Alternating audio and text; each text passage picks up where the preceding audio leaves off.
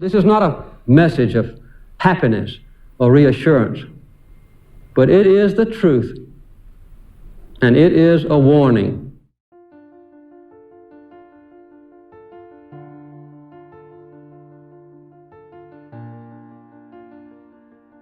I want to talk to you right now about a fundamental threat to American democracy. The threat is nearly invisible. It is a crisis that strikes at the very heart and soul and spirit of our national will. It is a crisis of confidence. We can see this crisis in the growing doubt about the meaning of our own lives and in the loss of a unity of purpose for our nation. Too many of us now tend to worship self-indulgence and consumption. Human identity is no longer defined by what one does, but by what one owns. But we've discovered that owning things and consuming things does not satisfy our longing for meaning. We've learned that piling up material goods cannot fill the emptiness of lives which have no confidence or purpose. Our people have turned to the federal government and found it isolated from the mainstream of our nation's life. Washington, D.C. has become an island. The gap between our citizens and our government has never been so wide. What you see too often in Washington and elsewhere around the country is a system of government that seems incapable of action.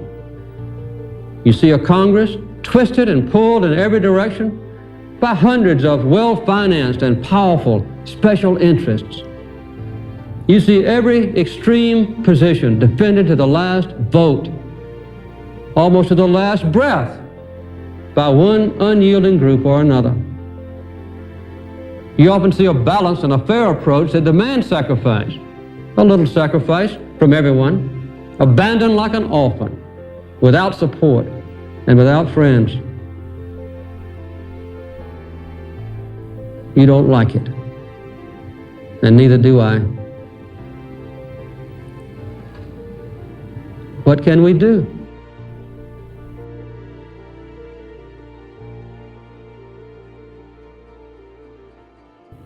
First of all, we must face the truth. We are at a turning point in our history. There are two paths to choose. One is the path I've warned about tonight, the path that leads to fragmentation and self-interest. Down that road lies a mistaken idea of freedom, the right to grasp for ourselves some advantage over others. That path would be one of constant conflict between narrow interest, ending in chaos and immobility. It is a certain route to failure. All the traditions of our past, all the lessons of our heritage, all the promises of our future point to another path, the path of common purpose. That path leads to true freedom for our nation and ourselves. We can take the first steps down that path. I do not promise you that this struggle will be easy.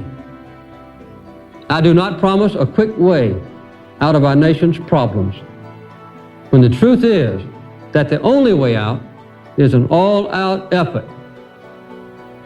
These changes did not happen overnight. They've come upon us gradually over the last generation. Years that were filled with shocks and tragedy.